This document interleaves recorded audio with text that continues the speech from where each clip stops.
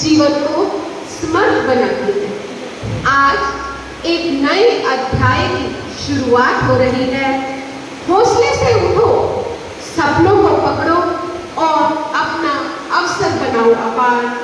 जिंदगी के नए सफर का सवेरा है आज। उठो, बढ़ो, बनो समर्थ और प्रगतिशील।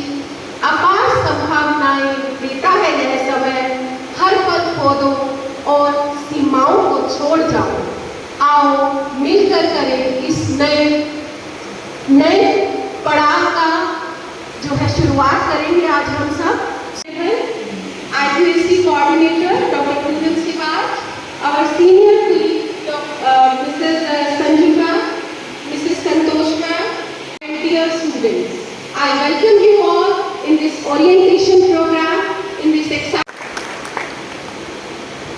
कॉलेज को कुछ अनजान प्लेस ना समझकर इसे अपने घर की तरह आपको लगे। आपको सारी जानकारी क्लासेस में जाने से पहले आपको पता चले कहाँ क्या है, किससे मिलना है, क्या करना है। इसी उद्देश्य के साथ डॉक्टर नीमा और प्लेसमेंट सेल के जितने भी मेंबर्स हैं उन्होंने इस इंडक्शन प्रोग्राम का जो आयोजन है वो आपके लिए किया। तो इस प्रोग्राम के टाइम पे जो भी चीज़ें आपको बताई जाएंगी, जो भी डाउट्स होंगे, वो सब आप कंसर्न टीचर का नाम भी नोट कर सकते हैं, इसी टाइम पे भी पूछ सकते हैं और बाद में उससे मिलकर भी अपनी क्वेरीज जो हैं वो नोट कर सकते हैं। काफ़ी बच्चे आज आए हुए हैं फर्स्ट ईयर के, तो देखकर खुशी हो रही है, लेकिन फिर भी काफ़ी बच्चे हैं जो या तो किसी मैसेज की वजह से या किसी कारण की वजह से अभी नहीं पहुँचे हैं। तो सभी टीचर से भी मेरी रिक्वेस्ट है कि जल्दी से ग्रुप्स जो हैं वो बना लिए जाएं और बच्चों को जो मैसेज है वहाँ तक चले जाएं। लिस्ट से जो है वो चेक कर लें, जिन बच्चों के नहीं ऐड हुए हैं उनकी लिस्ट के नाम जो है वो ऐड हो जाएं, क्योंकि कुछ पेरेंट्स जो हैं वो कह रहे हैं कि उन्हें इन्फॉर्मेशन नहीं पहुँची है क्लासेस में। तो इस चीज़ को ध्यान में रखते हुए, तो इसके साथ साथ स्टूडेंट्स को मैं जो कुछ चीज़ बताना चाहूँगी थोड़ा, बाकी तो सब टीचर्स डिटेल में करें। और आपके टोटल जो क्रेडिट होंगे वो 100 क्रेडिट हो जाएंगे। 100 क्रेडिट पूरे करने के बाद इसमें 4 क्रेडिट की इंटर्नशिप भी होगी, जो कि आपने या तो पहले साल के एंड में की है, नहीं तो आपको डिप्लोमा भी 2 साल की डिग्री नहीं कहेंगे इसको, डिप्लोमा कहेंगे। तो 2 साल कंप्लीट करने के बाद यदि आप एग्जिट करना चाहते हैं। जय हिंद सभी को। मैं कैडेट भावना, हमारे जो एनसीसी इंचार्ज है वो एब्सेंट है, तो उनकी एब्सेंट में मैं आपको एनसीसी के बारे में अवेयर करना चाहती हूँ। एनसीसी वर्ल्ड की लार्जेस्ट यूथ ऑर्गेनाइजेशन है। एनसीसी की फुल फॉर्म है नेशनल कैडेट कोर। इसका मेन ऑब्जेक्टिव है जो हमारा यूथ है उसमें डिसिप्लिन और लीडरशिप को बढ़ाना। तो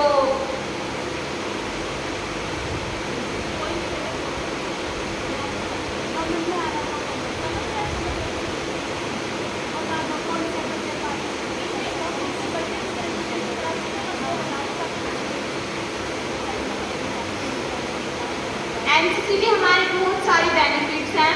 इसमें बहुत सारे कैंप्स लगते हैं, एडवेंचरस कैंप है, ट्रैकिंग कैंप, कल्चरल कैंप, जिसमें इंटरनेशनल लेवल पे भी दूसरे कैडेट्स हैं जो इंटरनेशनल कैडेट्स हैं उनसे भी मिलने का मौका मिलता है। और लीडरशिप क्वालिटी हमारे अंदर डेवलप होती है। ये ज़रूरी नहीं होता कि जो बच्चे एनसीसी लेंगे वो केवल आर्म फोर्स को ही ज्वाइन करेंगे। हर फील्ड में एनसीसी हमारी हेल्प करेगी। लीडरशिप हर फील्ड के लिए इम्पोर्टेंट होती है, इनिशिएटिव लेने में, हर डिसिप्लिन को बनाए रखने के लिए। तो और इसमें 3 सर्टिफिकेट होते हैं एनसीसी में, ए सर्टिफिकेट, बी और सी। इसके भी अपने अलग अलग वो हैं। जिनके पास सी सर्टिफिकेट होता है और वो एनडीए ज्वाइन करना चाहते हैं, उनको रिटन एग्जाम नहीं देना पड़ता, उनकी डायरेक्ट एसएसबी में इंटरव्यू होता है। और जो पुलिस एग्जाम्स होते हैं, एसएससी है या फिर अदर कॉम्पिटिटिव एग्जाम्स है, उसमें 5 मार्क्स एक्स्ट्रा मिलते हैं इस चीज़ के, एनसीसी के। और लाइफ टाइम आपको एनसीसी बेनिफिट्स देगा ही देगा।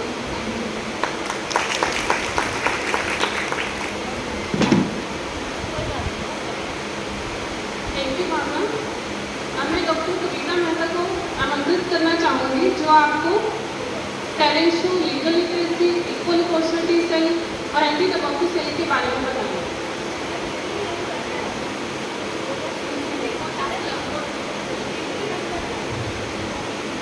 Legal literacy cell and equal opportunity cell. And I'll tell about various committees which will be convened by Dr. Jyoti Sharma. NCC के बारे में तो भावना ने बताई है, anti tobacco cell and voters club. Okay, are you getting me? आवाज आ रही है?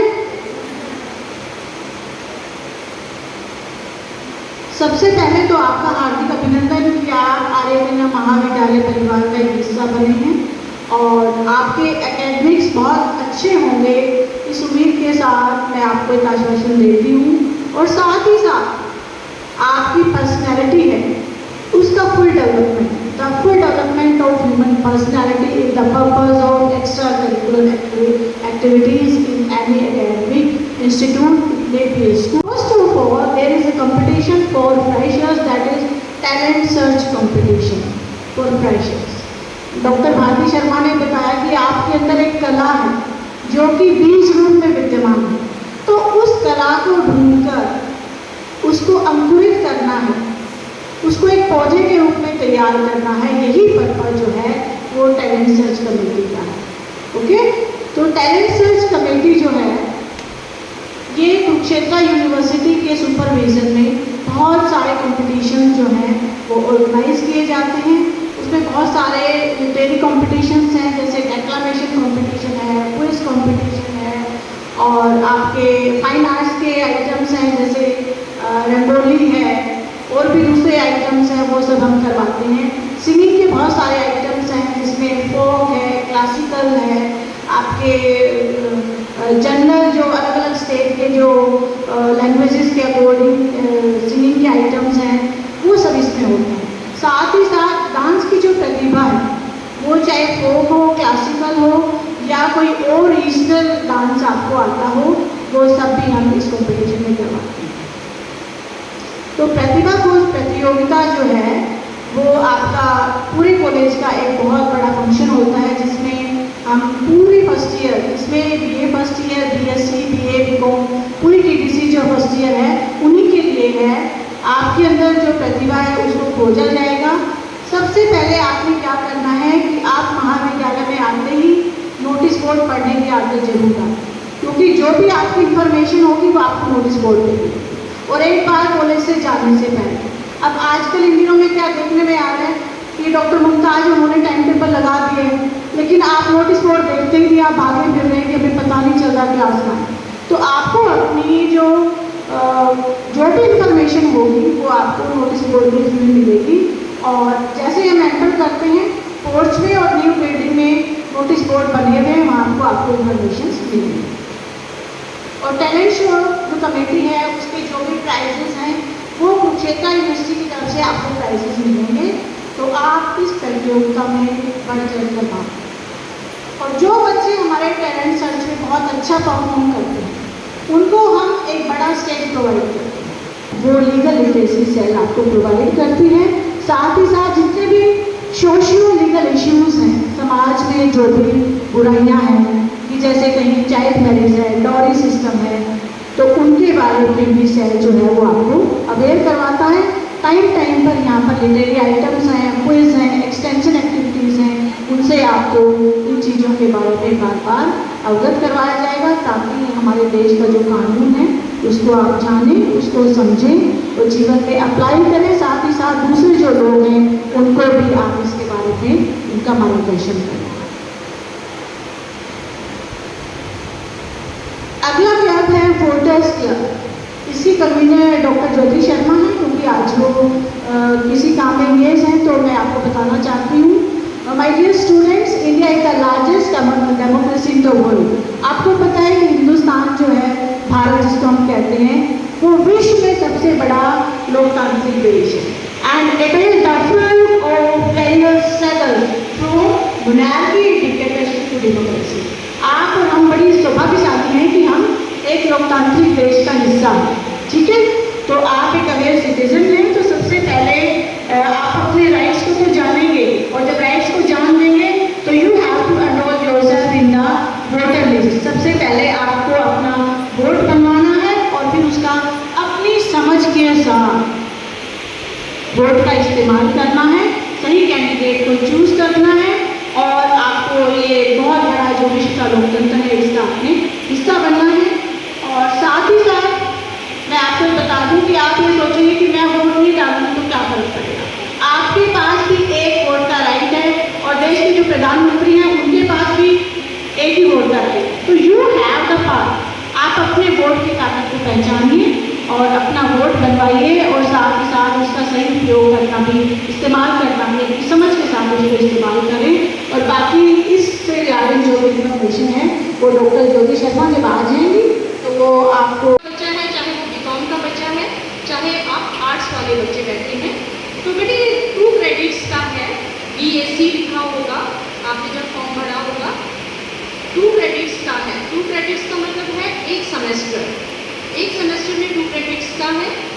और फिर सेकेंड सेम में आएंगे 2 क्रेडिट्स का है एंड थर्ड सेम में भी 2 क्रेडिट्स का है, यानी कि 6 क्रेडिट का ये वैल्यू एडेड कोर्स है।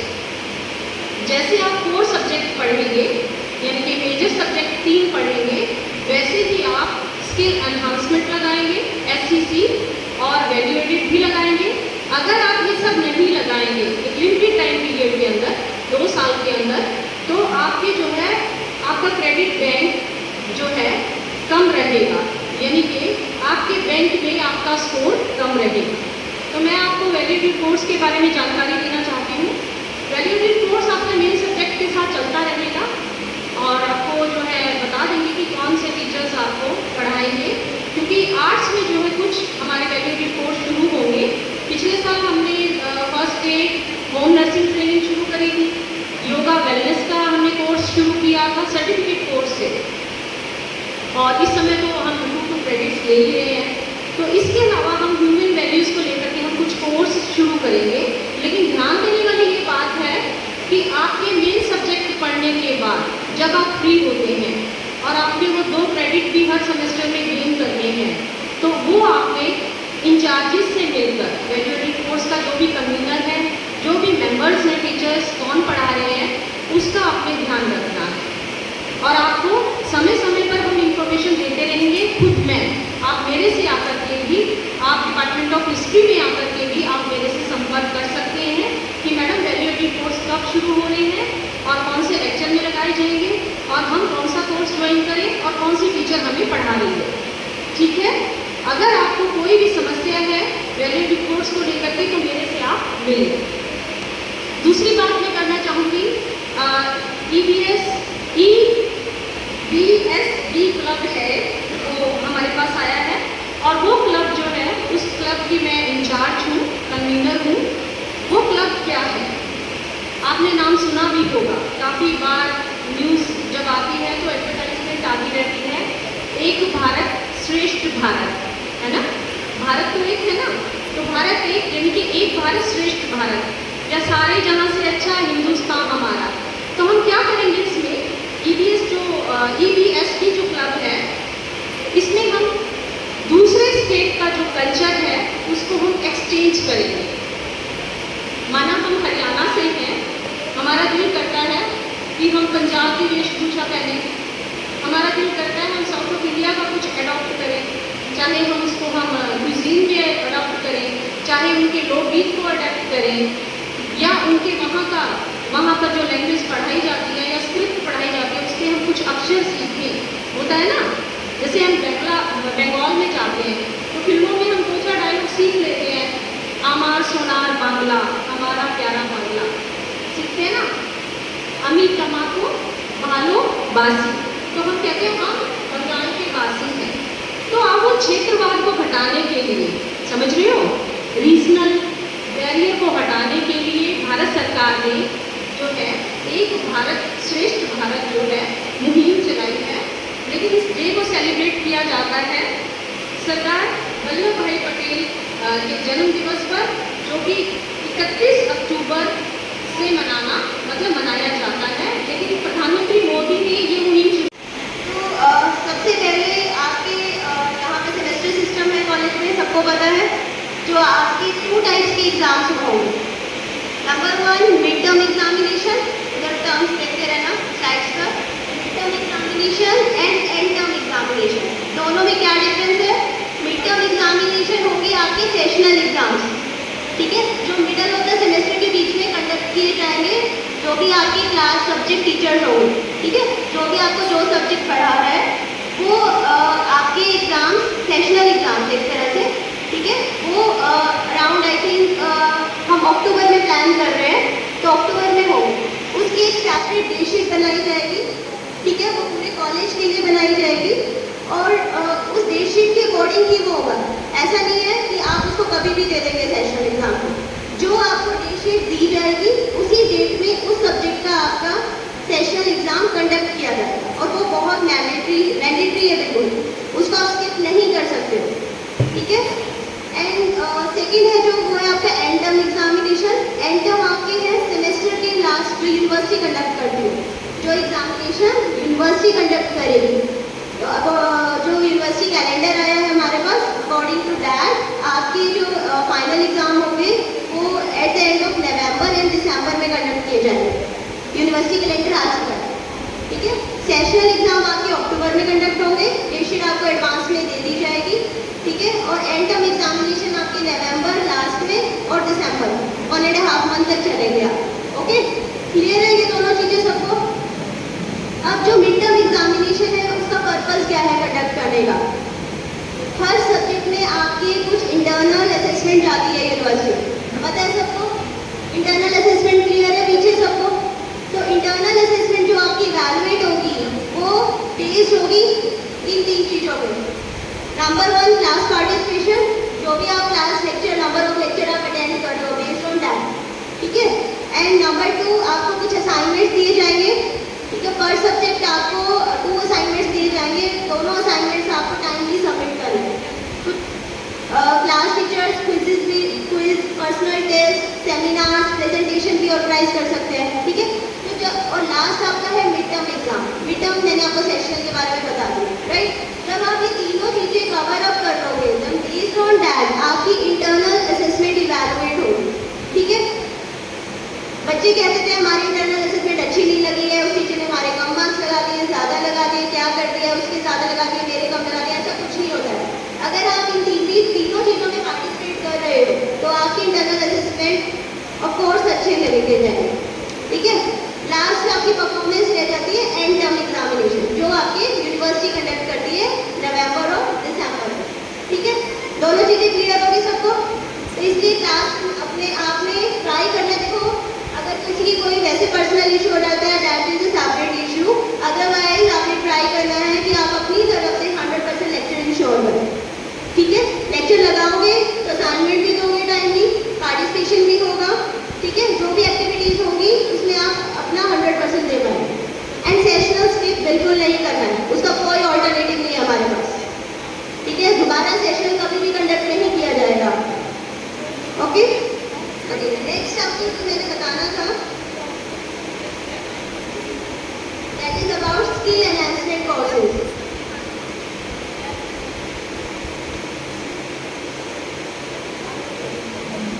I am also coordinator of skill enhancement courses. अब जैसा कि वैल्यू एडेड कोर्सेज के बारे में अभी आपको मुमताज मैम ने बताया, ठीक है। तो सबसे पहले मैं आपको क्लियर कर देना चाहती हूँ कि आपको 4 सब्जेक्ट नहीं पढ़ने हैं, 3 मेजर और 1 माइनर लेके आए हो ना सब लोग, सबने फिल किए थे ना, 3 मेजर एंड 1 माइनर सब्जेक्ट। उसके अलावा आपके 4 सब्जेक्ट और हैं, ठीक है। You have to complete 8 subjects in 1 semester. समझ में मेरे बात? 3 major, 1 minor, 1 skill enhancement course, 1 value added course, 1 multidisciplinary and 1 ability enhancement courses. समझ में? जो और ये कंपल्सरी है, इसको ये मत सोचना कि आपकी ऑप्शन है। आप स्किल एनहांसमेंट में कौन सा कोर्स चूज करना चाहते हो वो ऑप्शन है आपके पास, बट एक स्किल एनहांसमेंट कोर्स आपको लेना ही लेना है, कंपल्सरी है वो, ठीक है। सर्च करेंगे। अगर आपको मान लो कोई भी मेडिकल रिलेटेड प्रॉब्लम है, कुछ भी, वो आप उनसे कंसल्ट कर सकते हैं और वो आपको फ्री में मेडिसिन प्रोवाइड करेंगे, ठीक है। इसके लिए कोई चार्ज नहीं लगेगा, आप जितनी मर्जी बार आके आप उनसे कंसल्ट कर सकते हैं। बेनिफिट इसका क्या है? मैंने जैसे आपको बताया फ्री कंसल्टेशन फ्री मेडिसिन, आपका खून कम है या आपको कोई पर्सनल प्रॉब्लम है या गर्ल्स की प्रॉब्लम है, एनीथिंग, एनी प्रॉब्लम, ठीक है, वो आप डॉक्टर से कंसल्ट कर सकते हैं। लास्ट ईयर से हमारे साथ जो है डॉक्टर ने ज्वाइन किया था, फर्स्ट टाइम हमारे कॉलेज में आयुर्वेदा की कंसल्टेंट डॉक्टर धनश्री अग्रवाल ने हमें ज्वाइन किया था, जो कि एक नाड़ी विशेषज्ञ हैं। वो क्या करते हैं कि आपकी नाड़ी को चेक करेंगे, नाड़ी को चेक करके आपकी जितनी भी प्रॉब्लम है वो आपको खुद बता देंगे। अगर वो ना बता पाए तो आप खुद बता देना कि आपको क्या प्रॉब्लम है, ठीक है। उसके बाद वो आपको आयुर्वेदा की फ्री में मेडिसिन प्रोवाइड करेंगे। फाइन, आशिक करो, अध्ययन के सफर पर निकले हो आज, अध्ययन के सफर पर निकले हो आज, खुद को पहचानो, दुनिया से आजाद करो, दुनिया से आजाद करो, युवा हो, सपनों की उड़ान भरो, युवा हो, सपनों की उड़ान भरो। सिखाएंगे हम संघर्ष का मायना, सिखाएंगे हम संघर्ष का मायना, खुद को जीतो, आकर्षित करो सबको, खुद को जीतो, आकर्षित करो सबको, युवा हो, सपनों की उड़ान भरो, युवा हो, सपनों की उड़ान भरो। जीवन की राह पर नई छाप छोड़ो, जीवन की राह पर नई छाप छोड़ो, करो अपने सपने को पाने की यात्रा शुरू, करो अपने सपने को पाने की यात्रा शुरू, बढ़ो आगे, बढ़ो आगे, नए दरवाजों को खोलो, विश्वास रखो, संघर्ष को जीतो, संघर्षों से हर बाजी को जीतो, युवा हो, सपनों की उड़ान भरो। जीवन के सफर में बनो विश्वासी, यानी अपने आप पर विश्वास रखो, जीवन के सफर में बनो विश्वासी, खुद को पाओ, जीवन की महानता को समझो, युवा हो, सपनों की उड़ान भरो, युवा हो, सपनों की उड़ान भरो।